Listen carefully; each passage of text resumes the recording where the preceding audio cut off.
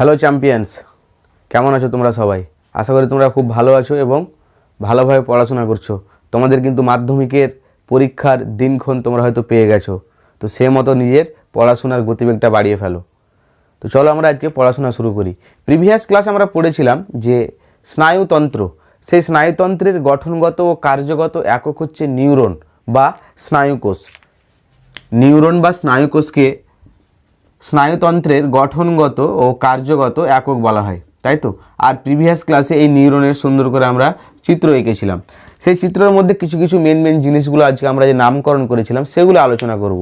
প্রথমত এই স্নায়ুকোষের আবরণ সম্বন্ধে, ঠিক আছে? কোষ দেহের আবরণ, অ্যাক্সনের আবরণ, বা যে আমাদের বিভিন্ন কোষের মধ্যে নর্মালি কী থাকে, কোষে অঙ্গাণুর মধ্যে কোষ অঙ্গাণু থাকে সাইটোপ্লাজমের মধ্যে, তেমনই আমাদের যে নিউরনের যে স্নায়ুকোষ, নিউরন অর্থাৎ যে স্নায়ুকোষ, তার গঠন দেখতে গেলে আমাদের কোষ দেহের মধ্যে সাইটোপ্লাজম থাকে, সেই সাইটোপ্লাজমকে বলা হয় নিউরোপ্লাজম। আর অ্যাকশনের মধ্যে যে প্লাজম থাকে, যে অ্যাকশন, যে আমাদের নিউরন এঁকেছিলাম মনে আছে তোমাদের, ললিপপ। দেখো একদম সহজভাবে, চাপের কিছু নেই, সহজভাবে আঁকা যাবে, ঠিক আছে? এ হচ্ছে একটা সরল নিউরনের চিত্র।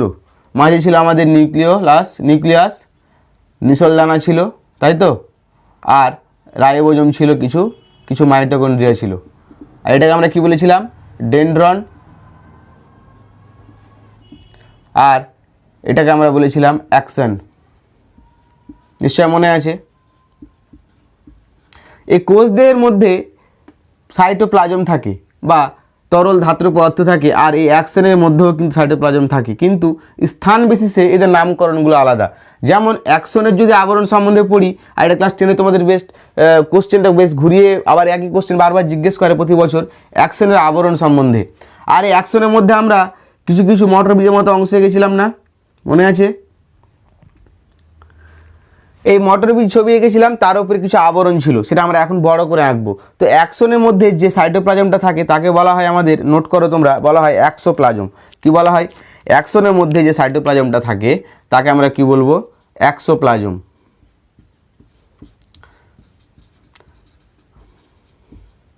সাইটোপ্লাজমটি কি বলবো অ্যাকশনের ক্ষেত্রে? অ্যাক্সোপ্লাজম। নোট করছো তোমরা সবাই? অ্যাক্সোপ্লাজম। এই অ্যাক্সোপ্লাজম, এই যে সরু নল দেখতে পাচ্ছ আমরা, দীর্ঘ নিচের দিকে চলে গেছে, এর মধ্যে আছে আমাদের অ্যাক্সোপ্লাজম। আর এই অ্যাক্সোপ্লাজমের যে বাইরের আবরণটা, এবার আমরা ছবিটা যদি বড় করে আঁকি তোমরা বুঝতে পারবে আরও ভালো করে। শুধুমাত্র অ্যাকশনটা যদি আমি আঁকতে যাই, দেখো অ্যাকশনটা যেভাবে লম্বা আমাদের কোষ দেহ থেকে নির্গত হয়ে চলে এসছে নিচের দিকে, তাই তো? আমি একটু বড় করে আঁকছি, তোমরা ক্যামেরায় ভালো করে ছবিটা স্পষ্ট বুঝতে পারো। এটা আমার টোটাল অ্যাকশন, তাই তো? আর অ্যাকশনের নিচে আমাদের আছে প্রান্তপুরুষ, তাই তো? এই অ্যাকশনের পরে আমাদের যে ভিতরের যে কালো আমরা ডট ডট দিয়ে আঁকলাম, এটাকে আমরা ধরি সাইটোপ্লাজম, তাহলে এই প্লাজমটাকে বলা হবে কি আমাদের? অ্যাক্সোপ্লাজম। কি বলা হবে? অ্যাক্সোপ্লাজম, তাই তো? আর অ্যাক্সোপ্লাজমের বাইরের আবরণটাকে বলা হয় এই যদি অ্যাকশন বলছি আমরা, অ্যাকশনে জাস্ট সাইটোপ্লাজম ডট ডটগুলো দিয়েছি, সেই ডট ডটের বাইরে প্রথম যে আবরণটা সেটাকে আমরা বলবো অ্যাক্সোলেমা। কি বলবো? অ্যাক্সোলেমা। সুন্দর করে কিন্তু বুঝো আজকে, আর বুঝতে না পারলে সঙ্গে সঙ্গে কমেন্ট করো, আমরা তোমাদের উত্তর 24 ঘন্টার মধ্যে অবশ্যই তোমাকে দেওয়ার চেষ্টা করব। এই যে প্রথম আবরণটার নাম কি বললাম? অ্যাক্সোলেমা। আর অ্যাক্সোলেমার পরেই দ্বিতীয় আবরণটা থাকে তাকে বলা হয় কিন্তু নিউরোলেমা। কি বলা হয়? জাস্ট নামটা লিখো, এক্ষুনি বুঝে যাবে। কী লিখলাম আমরা? এই প্রিভিয়াস ক্লাসেও বলেছিলাম নিউরোলেমা। অ্যাক্সোপ্লাজমের যে আবরণটাকে আমরা কি বললাম? অ্যাক্সোলেমা। আর যে কোষ দেহ টোটালটা চলে আসছে আমাদের, এই যে কোষ দেহে টোটাল যে আবরণ, এবার এখানে একটা তো আবরণ আছে আমাদের, তাই তো? এই আবরণটাকে আমরা কি বলেছিলাম? নিউরোলেমা। যে টোটাল আবরণটা চলে আসছে বাইরের আবরণটা নিউরোলেমা। আর নিউরোলেমার মাঝে আমাদের যে মটর বীজের মতো অংশে গেছিলাম, যেখানে আমরা বলেছিলাম যে মায়োলিন সিদ বা মায়োলিনের আবরণ থাকে, তাই তো? মায়োলিনের আবরণ থাকে। আর এই পর্দাটাকে বলা হয় আমাদের নিউরোলেমা। বোঝা গেল? ভেতরে কি থাকবে তাহলে আমাদের? মায়োলিন সিদ। মায়োলিন সিদের বাইরে যে আবরণটা তার হচ্ছে আমরা কি বলবো? নিউরেলেমা। বুঝা গেল? তাহলে প্রথমের আবরণটার নাম হচ্ছে কি আমাদের এক্সোলেমা, তারপরে মায়োলিন সিদ, আর বাইরের যে আবরণটা তার নাম হচ্ছে নিউরেলেমা। বোঝা গেল? এতটুকু আবরণ সম্বন্ধে তোমাদের কোশ্চেন থাকে যে এক্সোলেমা বলতে কি বোঝো, নিউরোলেমা বলতে কি বোঝো, আর যে মাঝের যে অংশটা সেটা আমরা কি বলেছি, মায়োলিন সিদের আবরণ। আর এই মায়োলিন সিদের আবরণের মধ্যে কিন্তু একটি স্পেশাল টাইপ অফ সেল থাকে বা কোষ থাকে, যার নাম তোমরা জানো নিশ্চয়, সোয়ান কোষ। কি বলা হয়? এই জায়গায় একটা স্পেশাল ধরনের কোষ থাকে যাকে বলা হয় সোয়ান কোষ। বোঝা গেল? এতগুলো ছিল তোমাদের ইম্পর্টেন্ট জিনিস যে আবরণ সম্বন্ধে।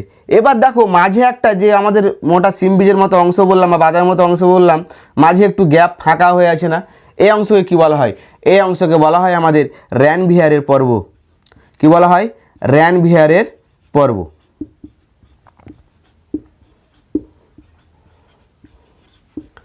এখানে কি হয়েছে, এক্সোলেমা আর নিউরোলেমা কিন্তু পাশাপাশির উপরে জুড়ে গেছে বা মিলিত হয়ে গেছে, কিন্তু দেখো এখানে শুধু মায়োলিন সিদের আবরণটা নেই। এই যে মাঝে গ্যাপ, যেখানে মায়োলিন সিদের আবরণ নেই, সেই জায়গায় কি বলবো আমরা, র্যানভিয়ারের পর্ব। আবার এই মায়োলিন সিদের উপরে নির্ভর করে একটি নিউরনকে বিভিন্ন রকমের নাম দেওয়া হয়। যেমন কি নাম? একটা হচ্ছে আমাদের মেডুলেটেড নিউরন। নোট করো, মেডুলেটেড, নাম দেখে বুঝবে, মেডুলেটেড। আর একটা হচ্ছে নন মেডুলেটেড। নন মানে কি বললাম, মনে রাখতে বলেছিলাম, নেগেটিভ, নন মেডুলেটেড। যেসব নিউরনের অ্যাকশনের উপরে আমাদের মায়োলিন সিদ উপস্থিত থাকবে, এই মায়োলিন সিদ উপস্থিত থাকলে যদি প্লাস থাকে, উপস্থিত থাকে, তাহলে এরা কী বলবো আমরা, মেডুলেটেড নিউরন। আর যার উপরে মায়োলিন সিদ আবরণ থাকবে না, যেখানে মাইনাস চিহ্ন সাইন দিলাম, সেটা আমরা কী বলবো, নন মেডুলেটেড নিউরন। বোঝা গেল? তোমাদের এই নিউরন থেকে এইসব ইম্পর্টেন্ট কোশ্চেন থাকে যে সোয়ান কোষ কী, সোয়ান কোষের অবস্থান কোথায়, আর এই অ্যাক্সনের মধ্যে যে আবরণগুলো থাকে, একটা হচ্ছে এক্সোলেমা, নিউরোলেমা, আর হচ্ছে আমাদের মায়োলিন সিদ। আর যদি ভিতরের দিক থেকে যাই তাহলে কী লিখবো আমরা, প্রথমত থাকবে কি, এক্সোলেমা। প্রথমে কি থাকবে আমাদের, এক্সোলেমা পর্দা, তারপরের দিকে মায়োলিন সিদ, মায়োলিন সিদ, তারপরে নিউরেলেমা। এই তিনটে পর্দা কিন্তু নিউরেলেমা। এটা হচ্ছে ভিতরের থেকে বাইরের দিকে পর্দাগুলোর নাম। এক নম্বর আমরা কি বললাম, ভিতরেরটা এক্সোলেমা, মায়োলিন সিদ, তারপরে হচ্ছে আমাদের নিউরেলেমা। বোঝা গেল? এগুলো সুন্দর করে নোট ডাউন করো। এবার দেখো আমরা লিখেছিলাম যে স্নায়ু আর স্নায়ু তন্তু স্নায়ু গ্রন্থি, এইসব কিন্তু আজকে আমরা পড়বো। তার সঙ্গে পড়বো আমরা সাইন্যাপস। এই নিউরন সম্বন্ধে আমরা গঠন সম্বন্ধে বুঝে গেছি। উপরের অংশকে কী বলা হয় আমাদের, কোষ দেহ, নিচেরটাকে অ্যাকশন, আর যেগুলো প্রান্তর দিকে থাকে ব্রাশের মতো, সেগুলোকে আমরা কি বলবো, প্রান্ত বুরুষ, যেটা হচ্ছে অ্যাকশনের। আর অ্যাকশনের আবরণ সম্বন্ধেগুলো পড়লাম, সোয়ান কোষ পড়লাম, র্যানভিয়ারের পর্ব পড়লাম। আর এই যে প্রান্ত বুরুষ বা প্রান্তীয় নট, প্রান্ত বুরুষ থেকে কী খরিত হবে আমাদের, প্রান্তীয় বুরুষ থেকে খরিত হবে আমাদের নিউরো ট্রান্সমিটার। কী খরিত হবে, শুধু নোট করো, নিউরো ট্রান্সমিটার, যেটা আমরা সাইন্যাপস পড়ার সময় তোমাদের বোঝাবো। Neuro transmitter, neuro transmitter, note করো, সাইন্যাপস পড়ার সময় সেটা আমরা বলবো। চলো আমরা এখন এবার স্নায়ু কি আর স্নায়ু তন্তু আর স্নায়ু গ্রন্থি, এদের মধ্যে সম্পর্কটা কি একবার বুঝে নিই। ঠিক আছে, চলো, এটা লেখা হয়েছে, লিখে নাও পজ করে, নাহলে মুছে দিই আমি। দেখো আমরা লিখছি এখানে একটা স্নায়ু, গুলাবে না কিন্তু, স্নায়ু, যাকে ইংরেজিতে বলা হয় নার্ভ। নোট ডাউন করো। আরেকটা আমরা কি লিখেছি, স্নায়ু তন্তু, স্নায়ু তন্তু, বা যাকে বলা হয় ইংরেজিতে নার্ভ ফাইবার। বোঝা গেল? তারপরে দেখো একটা লিখছি টার্ম আমরা, যাকে স্নায়ু গ্রন্থি, স্নায়ু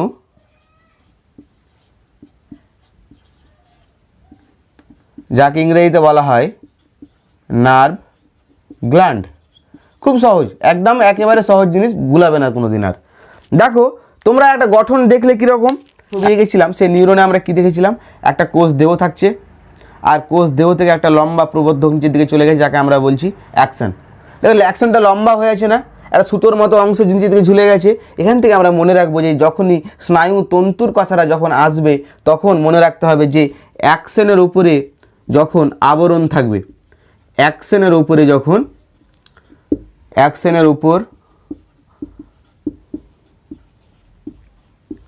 যখন আবরণ থাকবে, কিসের আবরণ? যোগ কলার আবরণ। যোগ কলার আবরণ। অ্যাকশনের উপরে যখন আবরণ থাকবে, কার? যোগ কলার আবরণ। নোট করো তোমরা। তখন আমরা অ্যাকশনকে কি বলবো? স্নায়ু তন্তু। বোঝা গেল? অ্যাকশনের উপরে যখন আবরণ থাকবে, কার আবরণ? যোগ কলার আবরণ, তখন তাকে আমরা কি বলবো? নার্ভ তন্তু। আর এই নিউরনগুলো কীভাবে অবস্থান করে তোমরা নিশ্চয়ই জানো। যদি আমরা নর্মালি এভাবে লিখি, এটা একটা আমাদের কোষ দেহ, আর নিচে হচ্ছে আমাদের এটা অ্যাকশন, আবার পাশে কিন্তু এভাবে কোষ দেহ শুরু হয়, আবার তার নিচে ডেন্ড্রনগুলো বাইরে থাকবে, তাই তো? এই ডেন্ড্রন যদি আমি বোঝাতে চাই, এভাবে ডেন্ড্রনগুলো আমি বোঝাতে চাইছি, নিজের দিকে অ্যাকশন। এই ডেন্ড্রনকে আমরা কি বলেছিলাম? গ্রাহক রূপে কাজ করে। তার মানে এই যে প্রান্তপুরুষ থাকে নিচের দিকে, প্রান্তপুরুষ থেকে কোনো কিছু একটা সিক্রেট হবে বা ক্ষরণ হবে, যেটা এই কোষ দেহর যে ডেন্ড্রন থাকবে গ্রাহক হিসাবে গ্রহণ করবে। সেটা আমরা পরে বলবো যখন সাইন্যাপস পড়াবো। তো শুধু মনে রেখো যে নিউরনগুলো পরপর কিন্তু এভাবে লোকেট করে, বা এভাবে পরপর কিন্তু আমাদের সাজানো থাকে আমাদের দেহের মধ্যে। বোঝা গেল? তো এই যে অ্যাকশন, যখন এর অ্যাকশনের উপরে কি থাকবে? যখন যোগ কলার আবরণ থাকবে, তখন তাকে আমরা কি বলবো? স্নায়ুতন্তু। আর এগুলো দীর্ঘ পরপর কয়েকটি নিউরন বসে আমরা কি তৈরি করবে? স্নায়ুতন্তু গুচ্ছ তৈরি করবে। ঠিক আছে, স্নায়ুতন্তু জানা হয়ে গেল আমাদের। স্নায়ুতন্তু তাহলে কি? অ্যাকশনের উপরে যখন যোগ কলার আবরণ থাকবে, তখন তাকে আমরা কি বলবো? তাকে স্নায়ুতন্তু বা নার্ভ ফাইবার। বোঝা গেল? ফাইবার থেকে মনে রাখতে হবে যেমন সুতোর মতো অংশ, অর্থাৎ অ্যাকশনের উপরে যোগ কলার আবরণ থাকবে। এবার স্নায়ু গ্রন্থি, এটা আরেকটা সহজ। এটা তো আমরা পড়লাম অ্যাকশনের উপরে, তাই তো? এটা আমরা কি পড়লাম? অ্যাকশনের উপরে। আর স্নায়ু গ্রন্থিটা হচ্ছে আমাদের মনে রাখা সহজ বুদ্ধি, কোষ দেহের সঙ্গে, কোষ দেহের উপরে যখন কোষ দেহ, কার কোষ দেহ? নিউরনের কোষ দেহ বা স্নায়ু কোষের, নোট করে নাও, ভুলে করবে না, স্নায়ু কোষের বা নিউরনের, স্নায়ু কোষের কোষ দেহ যখন যোগ কলার আবরণ দ্বারা বেষ্টিত থাকে, যোগ কলার আবরণ দ্বারা বেষ্টিত থাকে, আবরণ দ্বারা বেষ্টিত থাকে। আমার হাতে লেখা বোঝা যাচ্ছে? গুড। দেখো তাহলে স্নায়ুতন্তু অ্যাকশনের উপরে যখন আমাদের যোগ কলার আবরণ থাকবে, তখন তাকে আমরা কি বলবো? স্নায়ুতন্তু বলবো। আবার স্নায়ুতন্তু কাকে বলবো? যখন স্নায়ু কোষের কোষ দেহ, স্নায়ু কোষের এই কোষ দেহটা যখন তার উপরে কি থাকবে? যোগ কলার আবরণ থাকবে, তখন তাকে আমরা কি বলবো? স্নায়ু গ্রন্থি। এই যোগ কলার আবরণের বা আবরণ, যোগ কলার যে আবরণ বললাম, এর কিন্তু আবার তিনটে ভাগ আছে, বা তিনটে স্তর আছে যোগ কলার। ঠিক আছে, সে ভাগগুলো আমরা পড়বো। তারপরে দেখো এই দুটো আমাদের জানা হয়ে গেছে, স্নায়ুতন্তু আর হচ্ছে আমাদের স্নায়ু গ্রন্থি। ক্লিয়ার? আর এই স্নায়ু হচ্ছে এই দুটোর মিলিত ফল, স্নায়ুতন্তু আর স্নায়ু গ্রন্থি আর হচ্ছে আমাদের স্নায়ু কোষ, সবগুলো মিলিয়ে কিন্তু হচ্ছে আমাদের স্নায়ু। তাহলে সবগুলো যদি মিলিয়ে বলি, তাহলে নিশ্চয়ই এই স্নায়ু যোগ কলার আবরণ বেষ্টিত, যোগ কলার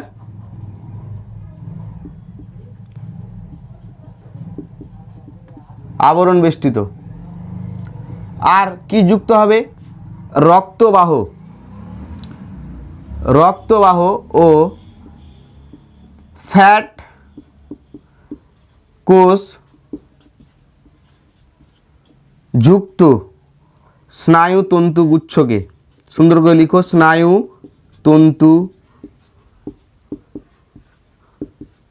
স্নায়ুতন্তুগুচ্ছ বলতে যখন স্নায়ুতন্তুগুলো পরপর এক জায়গায় লম্বা হয়ে বা পরপর সেজে থাকবে একসাথে, সেগুলো আমরা কি বলবো? স্নায়ুতন্তুগুচ্ছ। স্নায়ুতন্তুগুচ্ছকে কি বলবো? কি বলে আমাদের? স্নায়ু বা নার্ভ বলা হয়, স্নায়ু বা নার্ভ বলা হয়। এবার যখন প্রশ্ন করো স্যার স্নায়ু গ্রন্থির কাজ কি? এই স্নায়ু গ্রন্থির কাজ হচ্ছে আমাদের স্নায়ু সৃষ্টি করা। কাজ হচ্ছে কি হবে আমাদের? এর স্নায়ু সৃষ্টি করা। আর কি আমরা লিখলাম? সাইন্যাপসে যখন পড়াবো তখন আমরা কি বললাম? একটা লিখে নোট করতে বলেছিলাম, নিউরো ট্রান্সমিটার। নিউরো ট্রান্সমিটার কিন্তু এই স্নায়ু গ্রন্থি থেকেও ক্ষরিত হয়, নিউরো ট্রান্সমিটার, যাকে নিউরনের বিশেষ ক্ষরণ বলা হয়, নিউরো ট্রান্সমিটার। তো বোঝা গেল স্নায়ু, স্নায়ুতন্তু, তন্তু আর স্নায়ুগ্রন্থি। তোমরা এক্ষুনি একটা কাজ বুঝবে যখন আমরা ছবিটা আঁকবো, যে কী করে আমাদের যে নিউরনগুলো পরপর বসে আমাদের সিগন্যাল, তো বলেছিলাম প্রথম দিন ক্লাসে যে বাইরের যে কোনো পরিবর্তন আমাদের দেহে উদ্দীপনায় সাড়া দিতে বাধ্য করে। তো উদ্দীপনায় সাড়া কীভাবে দেওয়া হয়? প্রথমে যে উদ্দীপনাটা আমাদের কাছে আসে বা যে আঘাত বা ব্যথা স্পর্শ যেটা অনুভব করি পঞ্চ ইন্দ্রিয় মাধ্যমে বা জ্ঞানেন্দ্রিয়র মাধ্যমে, আমাদের সেই জ্ঞানেন্দ্রিয় ছাড়াও আমাদের দেহের মধ্যে সারা জায়গায় কিন্তু গ্রাহক কোষ উপস্থিত। এই গ্রাহক কোষ কী করবে? বাইরের যে কোনো পরিবর্তনকে গ্রহণ করবে, যার জন্য একে বলা হচ্ছে আমাদের গ্রাহক কোষ। গ্রহণ করার পরে কোনো কিছু একটা রাস্তা দিয়ে গিয়ে আমাদের যে বিগ বস ব্রেন তাকে গিয়ে বলে, আবার তারপরে ব্রেন আরেকটি নিউরনের মাধ্যমে কী করে? আমাদের সাড়া দিতে আমাদের কারক কোষ, যে কোষটা আমাদের সংকুচিত হলে সেই স্থান থেকে আমরা স্থান পরিবর্তন করে একটা সেফ জায়গায় চলে আসি। এভাবে আমরা নিয়ন্ত্রণ করি নিজেকে। আর আমাদের চ্যাপ্টারের নামে কিন্তু জীবজগতের সমন্বয় ও নিয়ন্ত্রণ। ঠিক আছে, দেখো এটা লেখা হয়েছে তোমাদের, পুরোপুরি মুছে দিই। এতক্ষণ ধরে যেটা বলছিলাম যোগ কলার আবরণ, সেই যোগ কলার আবরণে কিন্তু 3টি আবরণ থাকে। যোগ কলার 3টি আবরণ থাকে অনুসারে তোমাদের কোশ্চেনে দিয়ে দেয় যোগ কলার আবরণ 3টির নাম কি। তো তোমরা নোট করো যোগ কলার আবরণ। বাইরের থেকে প্রথমটা হচ্ছে এপিনিউরিয়াম। কি লিখলাম? এপিনিউরিয়াম। আর মাঝেরটাকে বলা হচ্ছে কি আমাদের পেরিনিউরিয়াম। পেরিনিউরিয়াম। আর ভিতরের অংশটাকে বলা হয়, ভিতরের আবরণটাকে বলা হয় এন্ডোনিউরিয়াম। কি বলা হয়? এন্ডোনিউরিয়াম।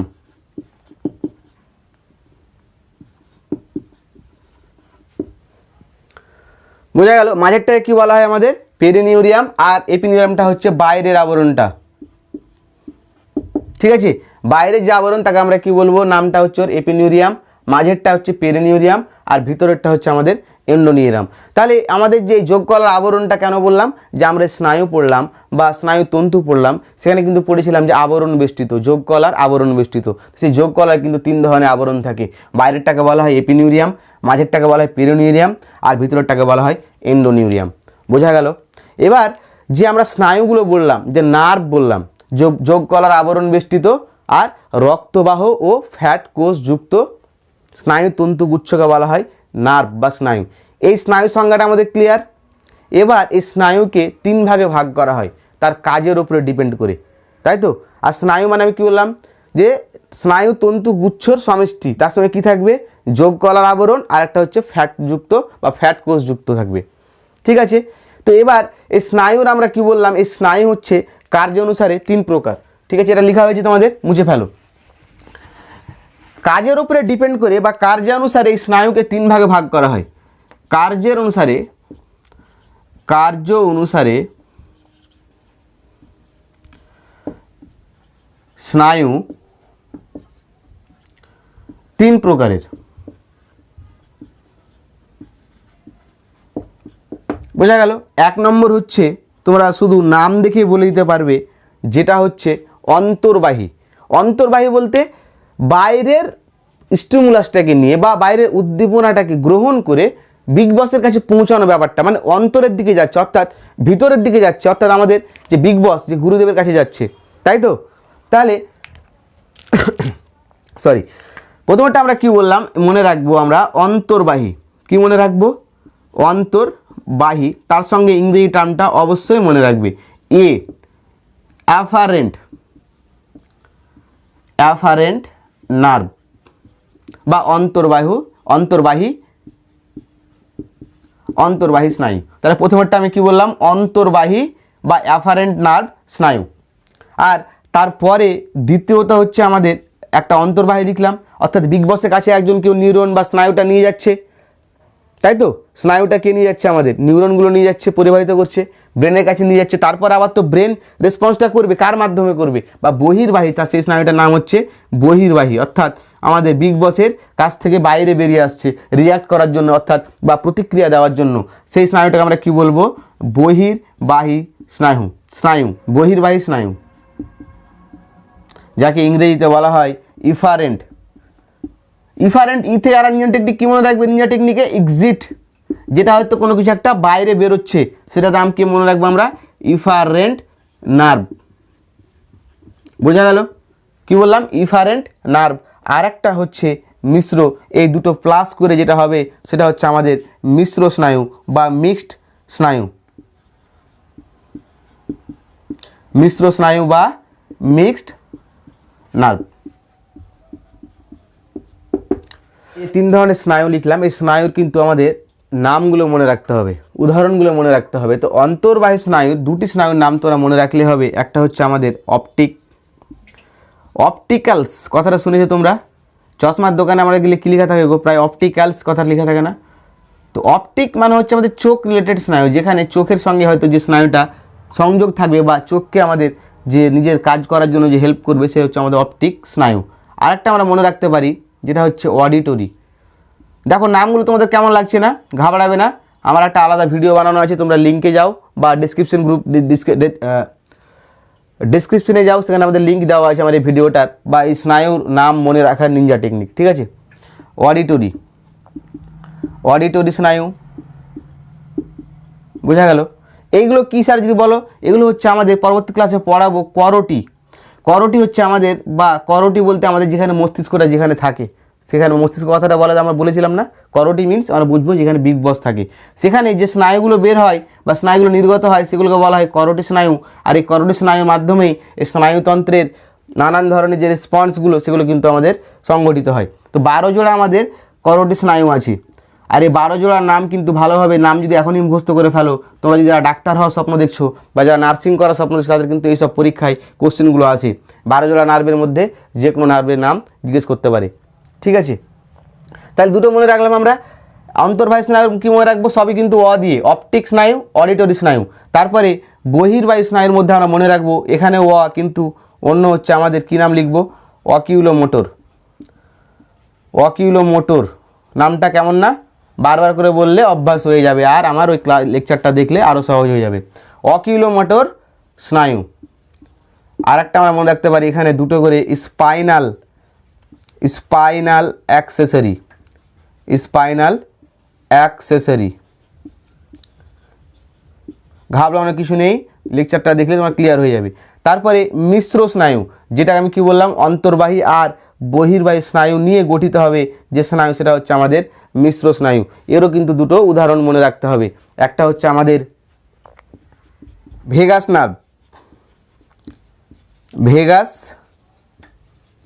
নার্ভ, আর একটা হচ্ছে আমাদের ফেসিয়াল নার্ভ। ফেসিয়াল কথাতে বোঝা যাচ্ছে না, যে মুখমণ্ডলের সঙ্গে যুক্ত আমাদের রিলেটেড, ঠিক আছে? এই দুটো স্নায়ুর নাম আমরা মনে রাখবো মিশ্র স্নায়ুর মধ্যে, ভেগাস নার্ভ আর একটা হচ্ছে ফেসিয়াল নার্ভ। তাই এক্ষুনি বুঝে যাবে যে কেন অন্তর্বাহী কোনটাকে বলছি আর কোনটাকে আমরা বহির্বাহী স্নায়ু বলছি, বোঝা গেল?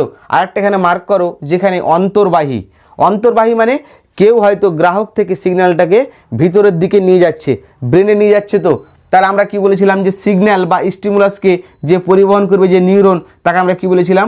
অন্তর্বাহীর ক্ষেত্রে লিখো, সুন্দর করে নোট ডাউন করো, সেন্সারি নিউরন হেল্প করে। কোন নিউরন? ওই নিউরনটার নাম কি? সেন্সারি নিউরন, বোঝা গেল? তাহলে অন্তর্বাহী যে স্নায়ু, সেটা আমরা কোন নিউরন নিয়ে গঠিত হবে? সেন্সারি নিউরনের সাহায্যে গঠিত হবে। যে সেন্সারি নিউরনটা কাকে বলেছিলাম? যে স্টিমুলাসটাকে বা উদ্দীপনাকে নিয়ে যাবে, বহন করে নিয়ে ব্রেনের কাছে। আর বহির্বাহী স্নায়ুর ক্ষেত্রে আমরা মনে রাখবো এখানে মোটর নিউরন। কি বলেছিলাম? Motor neuron. কেন? বহির্বাহী স্নায়ু। আর আমরা কি পড়েছিলাম, যে আমাদের ব্রেন থেকে যে সারাটা যে স্নায়ু বয়ে নিয়ে আসে, তাকে আমরা কি বলেছিলাম?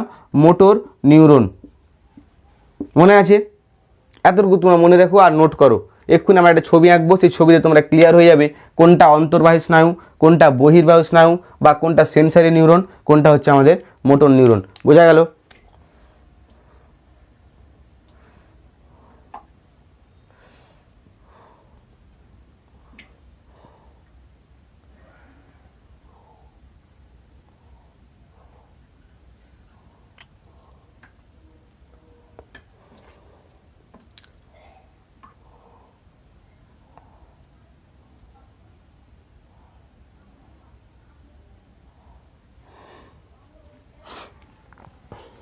দেখতে পাচ্ছি আমি কী আঁকছি? তোমার ধারণা কী হতে পারে আমি কী আঁকছি? এটা হাত আঁকছি, হাতের আঙ্গুলটা, ঠিক আছে? ঘাবড়ানোর কিছু নেই। তো ধরো তোমার হাত, এই হাতে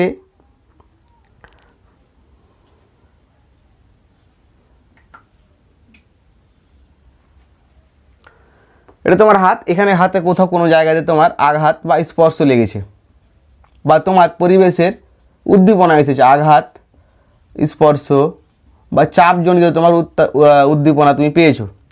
তো এখান থেকে কেউ একটা গ্রাহক কোষ, আমি কি বলেছিলাম, এখানে হয়তো কেউ আমাদের কে থাকবে, গ্রাহক কোষ, যে এই সিগন্যালটাকে ফিল করবে বা অনুভব করবে, যাকে আমরা কি বলেছিলাম, গ্রাহক কোষ,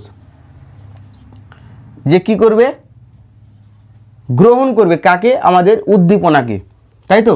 এই গ্রাহক কোষের সঙ্গে সংযোগ থাকবে আমাদের একটি নিউরন, বোঝা গেল, বা নিউরনের দেহের মধ্যে গিয়ে আমাদের নিউরনটা কিন্তু লম্বা হয়ে গিয়ে কোথায় যাবে, আমাদের বিগ বস অর্থাৎ ব্রেন বা স্পাইনাল কর্ড বা সুষুম্নাকাণ্ড। পরবর্তী ক্লাসে আমরা এটা বিষয়ে পড়বো, ব্রেন, স্পাইনাল কর্ড, এইসব বিষয়। কিন্তু শুধু আমরা এখন মনে রাখো যে ব্রেনটা আমাদের বিগ বস, যে কোনো সিগন্যাল ওখানে যাবে। তাহলে এখান থেকে কেউ একজন কোনো একটা নিউরন সিগন্যালটাকে নিয়ে যাচ্ছে ব্রেনের কাছে, তাই তো। আর এই গ্রাহক কোষ বা আঘাত, এর আমি কি বলেছিলাম, সিগন্যাল বা কি এগুলোকে বলা হয়, স্টিমুলাস বা উদ্দীপনা। একে যে গ্রহণ করবে তাকে আমরা কি বলেছিলাম, গ্রাহক কোষ বা রিসেপ্টার। রিসেপ্টারের সঙ্গে দেখো যে নিউরনটা লেগে আছে বা এই লম্বা যে আমরা দেখেছি না সুতোর মতো অংশ, এটাই হচ্ছে আমাদের নার্ভ তন্তু। এটাই কি আমাদের নার্ভ তন্তু। আর এই নার্ভ তন্তু হচ্ছে আমাদের যে সিগন্যালটাকে নেবে, অর্থাৎ এস ফর আমি কি বলেছিলাম, সেন্সারি নিউরন। এই নিউরনটার নাম কি হবে আমাদের, সেন্সারি নিউরন। এই নিউরনটা কী হবে, গ্রাহক কোষের পর থেকে সিগন্যালটা নিয়ে যাবে কোথায়, আমাদের ব্রেন বা স্পাইনাল কর্ড বা মেন আমাদের যে স্নায়ু যে কেন্দ্র, সেখানে নিয়ে যাবে, ঠিক আছে। তাহলে যে নিউরনটা নিয়ে যাচ্ছে ওর নাম কি, আমরা এর আগেও বলেছিলাম, প্রিভিয়াস ক্লাসে আলোচনা হয়েছিল যে সেন্সারি নিউরন।